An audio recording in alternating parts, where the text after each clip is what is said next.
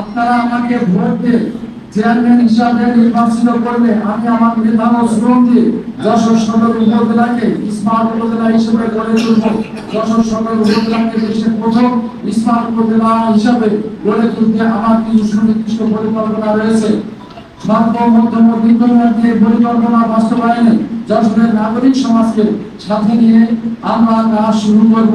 আমাদের কাজের অগ্রাধিকার মধ্যে থাকবে শিশু পার্ক নির্মাণ।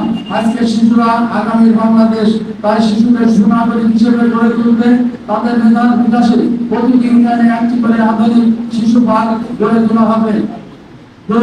নলেজ পার্ক নির্মাণ, নলেজ সেই পার্ক টেকসই উন্নয়নের অপরিহার্য।